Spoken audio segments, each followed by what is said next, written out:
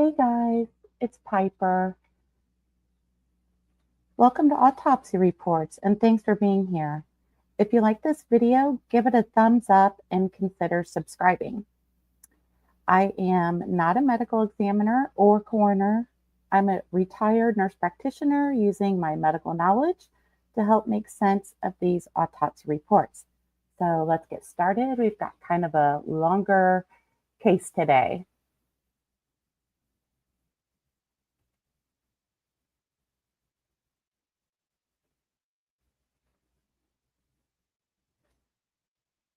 September 24th, 2021, 19-year-old Miya Marcano leaves her job at 5 p.m. excited to catch a flight to see family. She worked at the apartment complex she lived in, so it was a short walk home. At 5:06, she uses her key fob to enter her apartment, only to never be seen again. Today, we're reviewing the case and autopsy of Miya Marcano. This is a timeline of events. You can pause it to read it, but essentially the important points are on 9/24/2021 at 2:14, the maintenance guy at the apartment complex Miya lived at, used his maintenance key fob to enter Miya's apartment. And then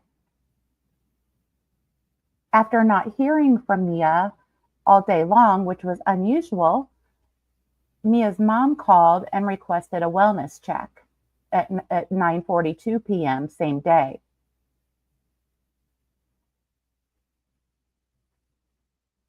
At 9:27, the maintenance guy was found deceased. 10:02, Miya's remains were found.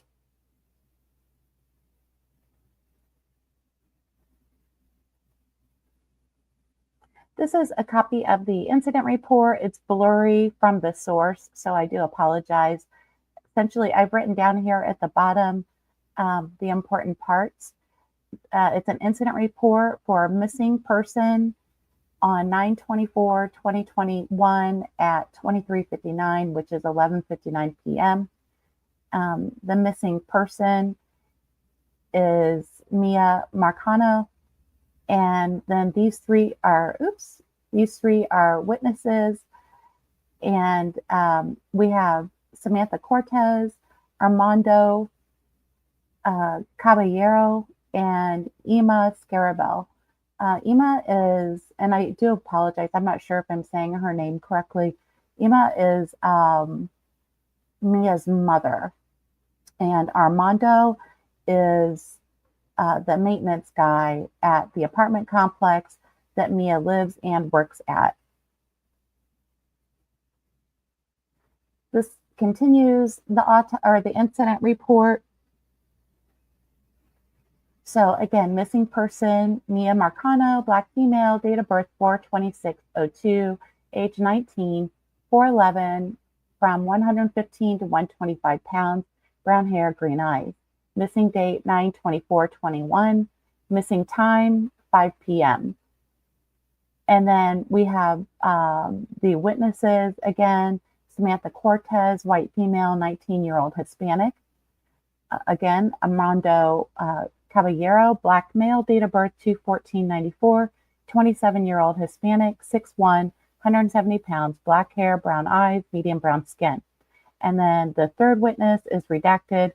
And then the person reporting, the reporting individual is mom. She's a black female, 42 years old, home address St. Thomas, Virgin Islands. This is really small, so I've typed it up a little bit larger right here to the right, and I'll read it to you. On Friday, September 24, 21, I, Deputy Paulina, responded to redacted in reference to a missing adult. The missing adult was last seen approximately 1700 on 9/24/21, leaving the leasing office. I'll show you a pic here in a second of the complex she works and resides in. She was entered into FCIC and NCIC as missing. My investigation revealed the following. Ima Scarabel, reporter 1, called the Orange County Sheriff's Office to have a deputy conduct a check on well-being on her daughter, Miya Marcano, missing person 1. Miss Garabelle became concerned for her daughter's well-being after she was unable to get in contact with her via cell phone. She stated that her actions are out of character as she never loses communication with her family or lets her cell phone battery die. The last time that Miss Garabelle was able to get in contact with her was at approximately 5 p.m. after a brief text conversation. It should be noted that the reporter, Miss Garabelle, lives in the Virgin Islands and was not at Redacted to complete a waivers and affidavit form. The last person Miya was in contact with was her friend Samantha Cortez, parentheses, other one. Miya texted her that this is Armando, the maintenance worker at the apartment complex Miya worked at and lived in. And this is the picture of Miya leaving work at approximately 5 o'clock p.m. This clock is slightly fast. Okay. And the incident report continues. On her way to the airport to board a flight heading to Fort Lauderdale. Since then, multiple family members and friends have been trying to get in contact with Miya. Her family believes that her cell phone is turned off, which is unusual for her. Miya does not have a vehicle and is known to take an Uber to places. I attempted to make contact with Miya at her apartment and knocked on the door approximately 3 times with no answer. After not getting an answer at the apartment, I called her mother, Miss Garabelle, to update her on my results. While speaking to Miss Garabelle, she stated that Redacted was on her way to the apartment to see if she was in there. When Redacted arrived, I briefly questioned her about Miya and her whereabouts. Redacted stated that nothing was out of the ordinary and she was aware that Miya was supposed to be flying out to Fort Lauderdale. She was in the Orlando area. She does not remember the last time she spoke with her, but it was on the same day she went missing. When Redacted went to see if Miya was in her room, she discovered that her room was locked. This was not out of the ordinary, as she is known to lock her door when she leaves the apartment. I went around the back of the complex to see if I was able to look inside Miya's bedroom. When I arrived at her bedroom window, I was able to slightly see inside and did not notice anything out of the ordinary. The window was not damaged. The room appeared to be clean and nothing suspicious stood out to me. I noticed that the bedroom window was not secured and I was able to push the window up to see a little better. When I pushed the window up and got a better view of the room, I once again did not see anything suspicious. I updated Redacted on my results and she asked me if there was a teddy bear on the bed. I was not fully sure if I saw it, but agreed to go back with Redacted to see if it was on the bed. When we both arrived to Miya's bedroom window, we could not locate a teddy bear, but Redacted felt that something was wrong and entered the bedroom to further inspect. Redacted observed a small piece of furniture that was propped up against the bedroom doorknob, which appears to be placed there to prevent anyone from entering. I'm going to show you this picture and then we'll come back.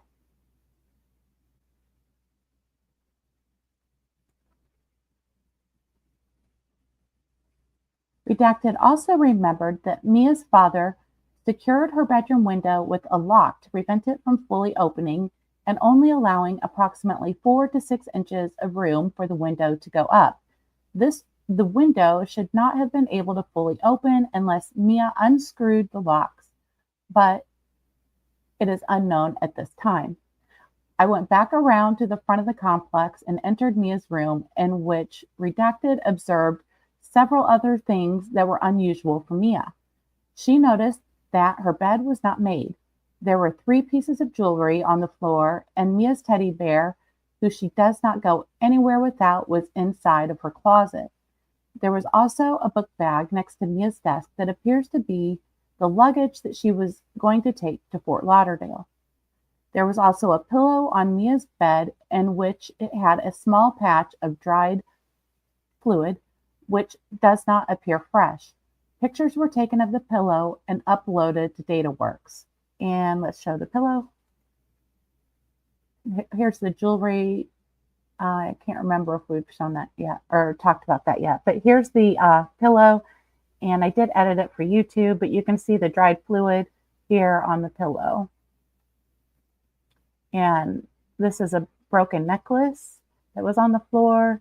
You can see a couple of bracelets that were on the floor. I think the necklace is somewhere in here. I'm not sure. Her bed, which isn't made, which I guess is unusual for her.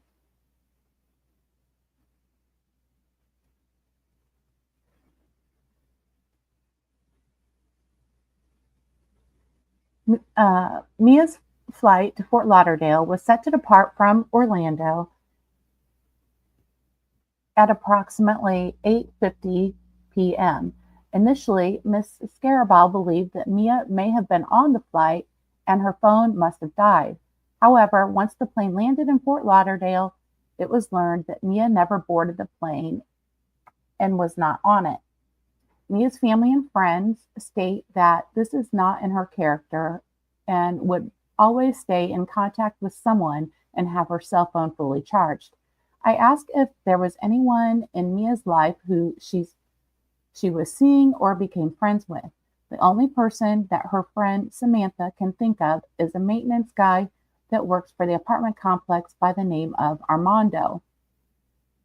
She stated that Armando has been attempting to go on a date with Miya, but she refused. She describes their relationship as only friends and nothing more. Miya was entered into the FCIC and CIC as missing by teletype operator, and there's just some information here.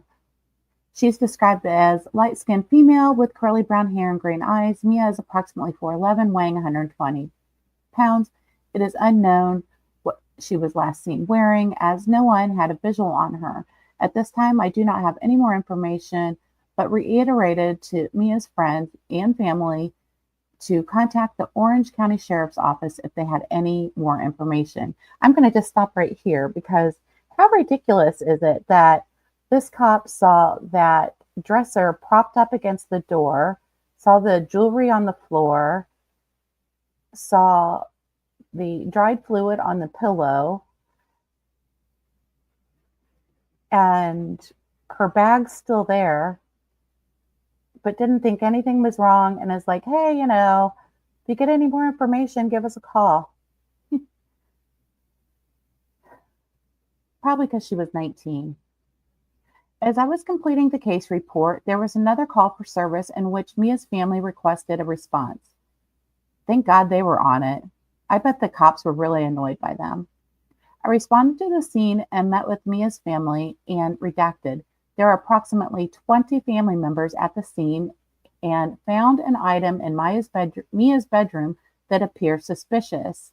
You can kind of tell the way he's writing this. He's low-key annoyed. 20 family members.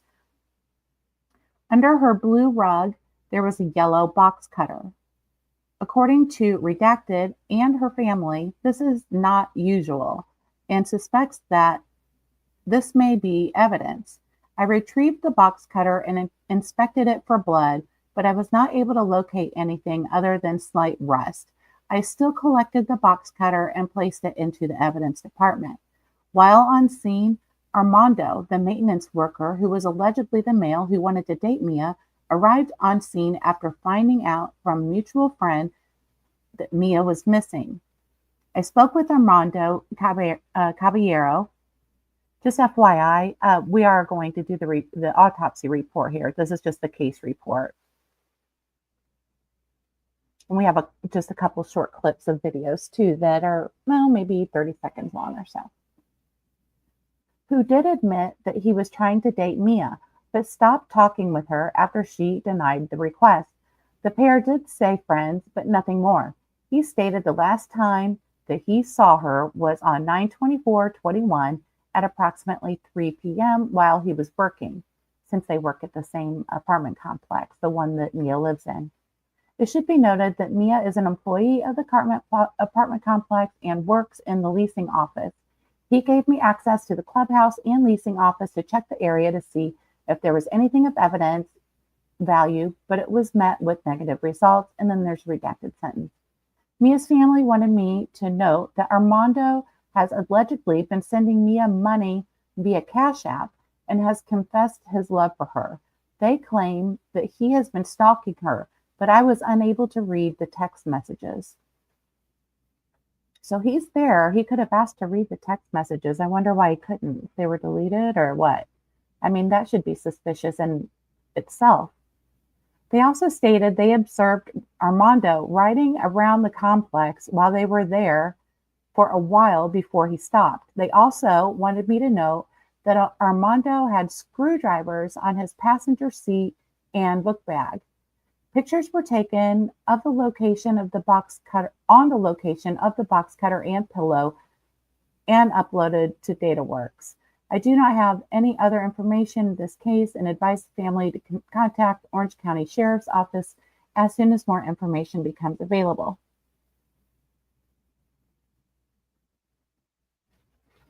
And this is when Armando shows up at the site and the supposed 20 family members were there.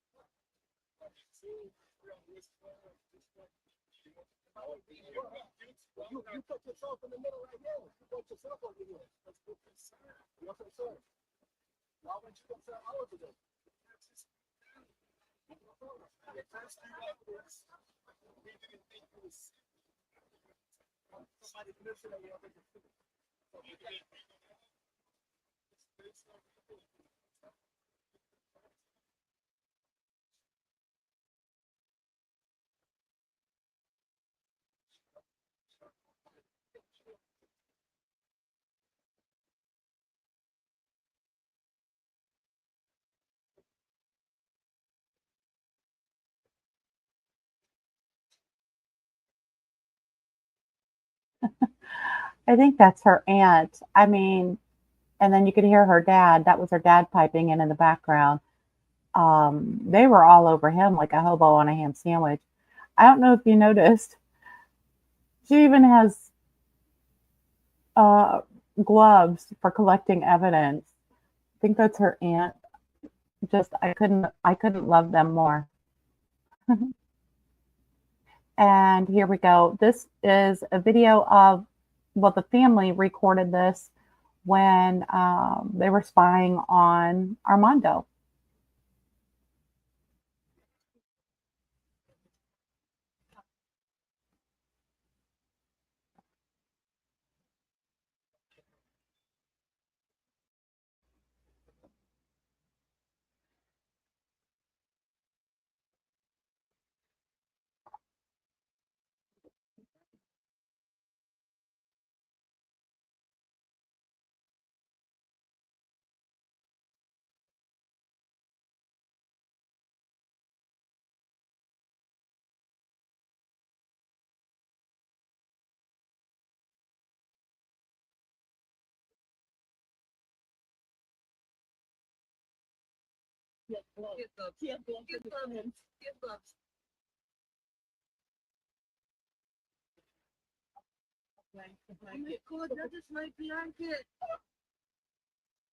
I love this family so much.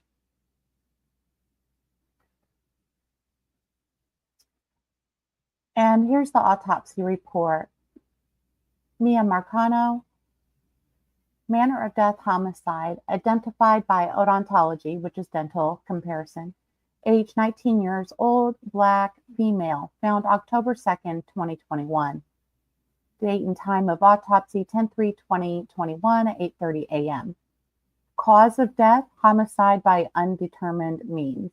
Autopsy findings, nearly complete skeletonized female individual recovered outdoors in an abandoned area of an apartment complex. No identifiable evidence of trauma. Evidence of restraint, black duct tape around the neck, black duct tape binding both wrists behind the back, black duct tape binding both ankles. This is a photo from crime scene. This is in Armando's vehicle, black duct tape.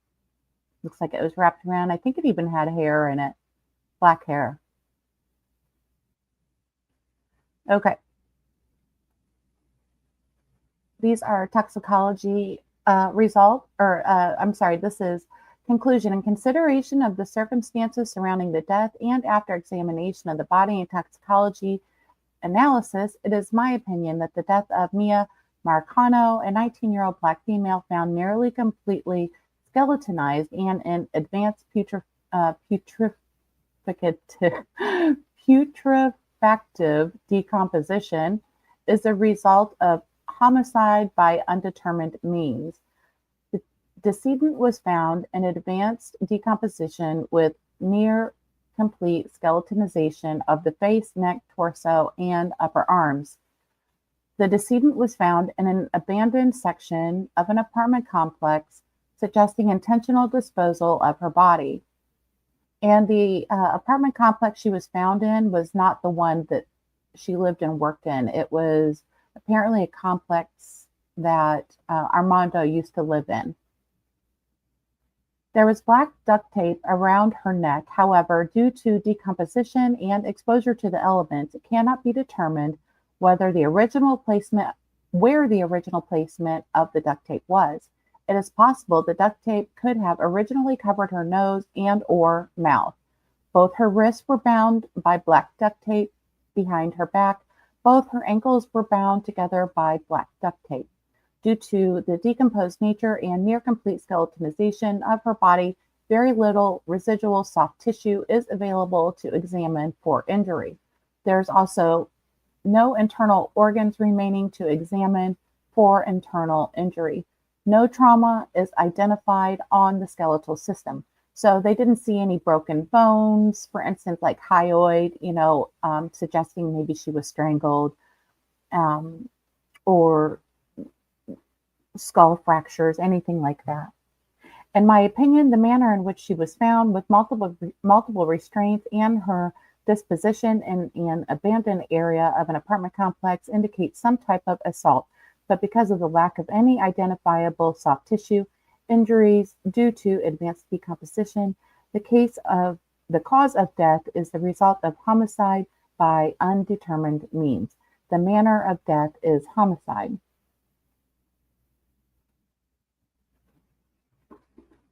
The autopsy of the body of Miya Marcano is performed pursuant of Florida Statute 406.11 by Joshua D. Stefani, MD, Chief Medical Examiner, District 9 at the Orange County Medical Examiner Facility, Orlando, Florida, on October 3rd, 2021 at 8:30 a.m. Identification. The body of Miya Marcano is identified via antemortem and postmortem odontology comparison, dental comparison. Antemortem, remember from last week, is before death, postmortem after death. The postmortem dental X-ray imaging identification is made via DEXIS dental X-ray imaging and confirmed by Joshua D. Stefani, MD, Chief Medical Examiner at the Orange County Medical Examiner Facility on October 5, 2021. Clothing and valuables. At the time of examination, the decedent is dressed in a black bra, blue jeans, underwear, and black socks. A white bathrobe is tied around the waist. A black sweatshirt is recovered beneath the decedent. 3 metal bracelets are found around the left wrist. A white metal ring with clear stones is on the 3rd digit of the left hand. A metal anklet is around each. A yellow metal chain with attached yellow metal pendant with a heart and inscription Miya is recovered around the neck. A black hair tie is in the hair. General statement: the body is that of an approximately 61-inch, 58-pound, advanced, decomposed, nearly completely skeletonized female. External examination. The head and neck are nearly completely skeletonized with very little residual soft tissue attached. There is a small portion of scalp tissue with attached long brown hair. No trauma is identifiable on the remaining soft tissue. Black duct tape is partially around the neck and adjacent or next to the mandible, which is the jaw, with attached intertwined hair. No soft tissue trauma can be identified. So they weren't able to see any kind of hemorrhages like bruising or bleeding in the skin or muscles because there were no skin or muscles left. The torso has extensive advanced decomposition and is also nearly completely skeletonized with residual soft tissue of the abdomen and back. No evidence of injury is present on the remaining skin or soft tissue. No internal organs remain. The upper extremities are nearly completely skeletonized and in advanced decomposition. The wrists of both upper extremities are bound by black duct tape behind the decedent's back. The fingers of the left hand retain portions of skin and nails. The fingernails of both hands are covered in white polish. The lower extremities have advanced putrefactive decomposition and a dusky brown appearance. The lower extremities, the legs, were not skeletonized, and that's probably because there are things that affect decomposition. First of all, it sounded like she still had pants on, but was just wearing a bra on top. So the exposure to insects and, the elements, for one.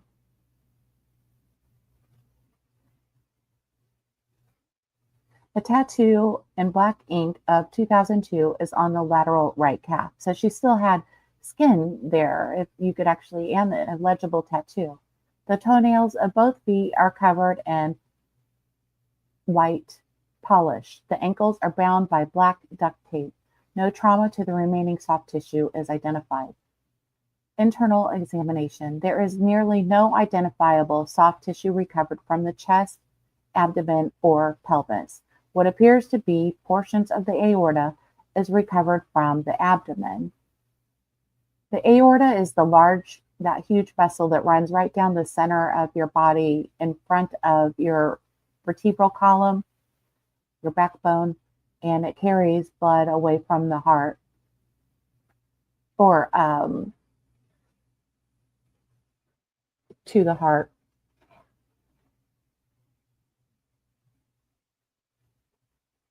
No identifiable. Okay. Special procedures, sterile saline swabs are taken from both hands and the genital area. Clipped fingernails are recovered from both hands. Head hair is removed from the head. A portion of muscle from the anterior thigh, the front thigh, is recovered for toxicology analysis. The body is nearly completely skeletonized, especially the head, neck, torso, and upper extremities. Examination of recovered bones reveals no evidence of trauma.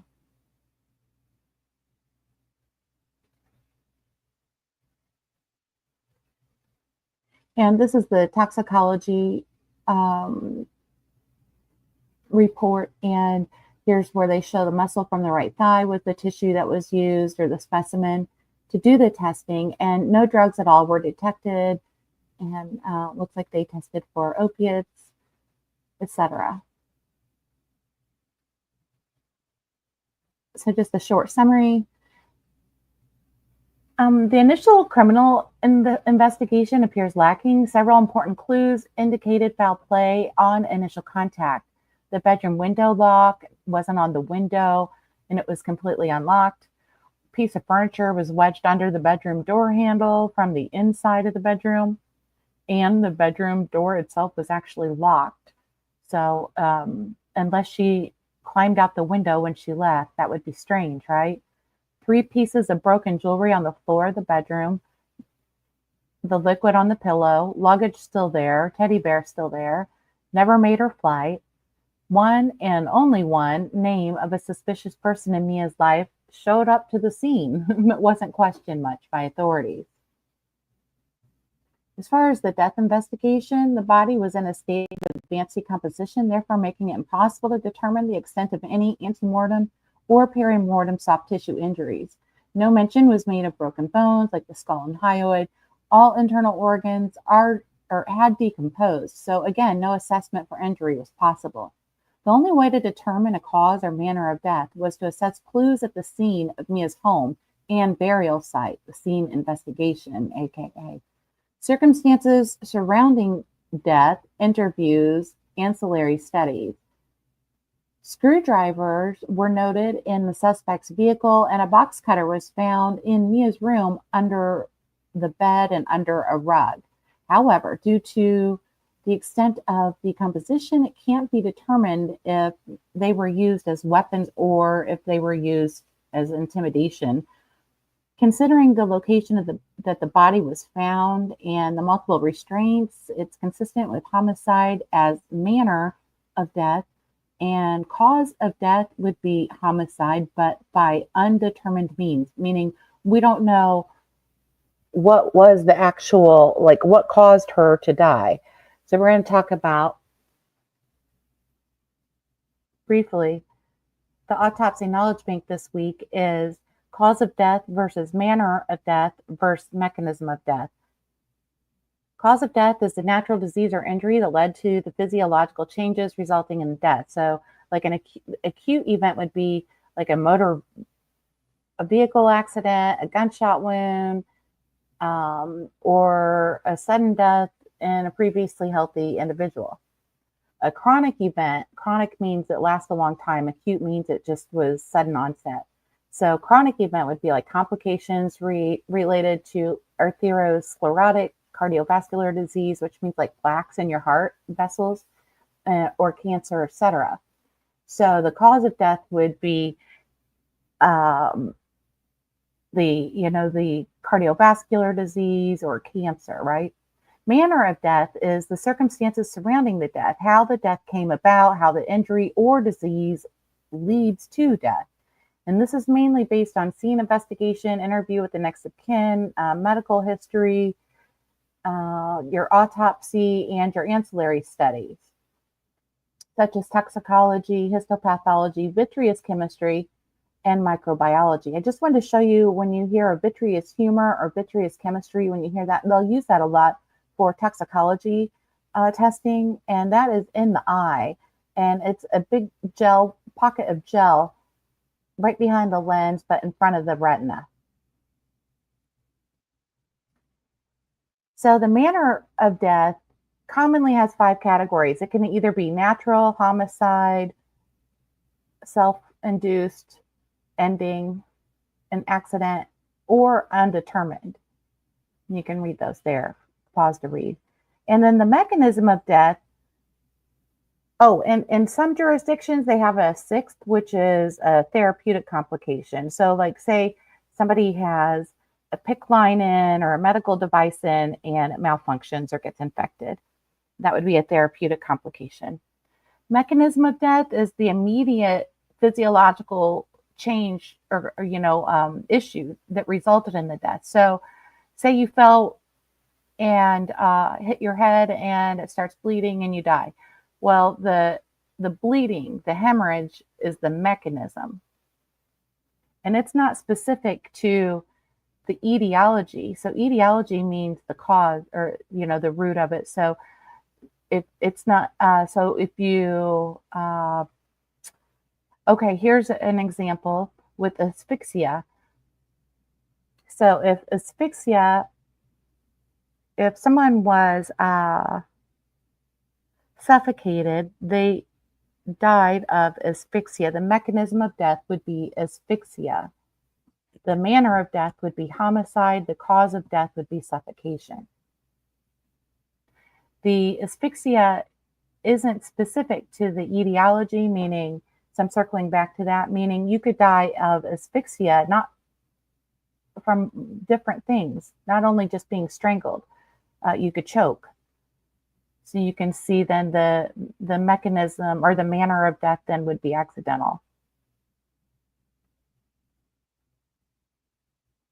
So I don't know if you guys want to go over these, but they're just two quick little practice application questions. First one is a 30-year-old man with a past medical history of opioid abuse is found in his locked, secured apartment, sitting on the floor of his bedroom with several glassine envelopes containing white powder.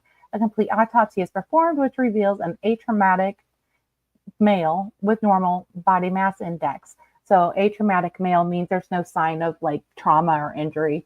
And normal BMI means normal weight, normal heart, and marked pulmonary congestion. Pulmonary congestion means there's fluid in the lungs. The remaining organs were normal. Toxicology did confirm the presence of those two drugs in his femoral blood. So that's blood taken from his femoral artery. The femoral artery is in the thigh, the upper thigh. So what is the manner of death? So if we remember, the manner of death can be any of these things, right?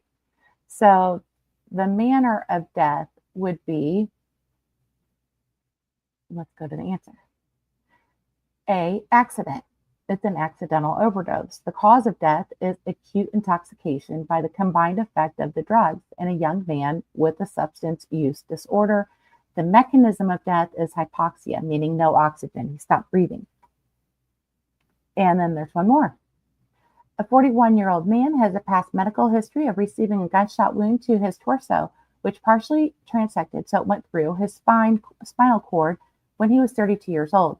He sustained the injury when a disgruntled former employee shot him along with several other people working at a warehouse facility.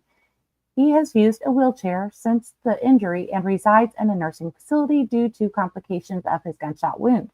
He has had multiple bouts of urinary tract infections, secondary to having to use a catheter. He develops sepsis. Urosepsis means sepsis, which is an infection of the urinary tract that is fatal. And his family transitions him to palliative care. 3 days later, he dies from sepsis. What is the manner of death in this case? I was surprised by this. I chose wrong. And here's the answer. The manner of death is homicide. The decedent developed urosepsis secondary to the catheters, which he required due to his paraplegia, which was caused by the gunshot. So the cause of death was remote gunshot wound of torso with injury of spinal cord, resulting in paraplegia complicated by urosepsis. Mechanism of death was sepsis. And that's the source. I did also want to show you guys that if you're interested, there is a document that you can go look at. It's 135 pages. It has the full case. This is where I got the incident reports, etc. But it has a lot more information. I would be happy to read through this. It was super interesting, and it had photos. Um, I'll just scroll through quickly. Here's a screenshot from the family video. Uh, I think these are, yeah, this is where her deadbolt is opening and closing. You could see him going in and her going in. And I mean, so interesting. Anyway, this is 135 pages. It's really kind of cool. But if you want to go over it, I can go over it on my crowdsourced illuminations page at CSI Piper. So just let me know. I'd be happy to do it. Anyway, I appreciate you guys being here. Thanks so much. And oops, I'm trying to remove this. And we will see you next week for the next one. Until then, take care of yourself. And y'all, if you ever think you see a mannequin, don't even just call 911. It's never a mannequin. I just keep reading that everywhere. Oh, I thought it was a mannequin. So report it. Just call. Don't take the chance. Take care. Peace.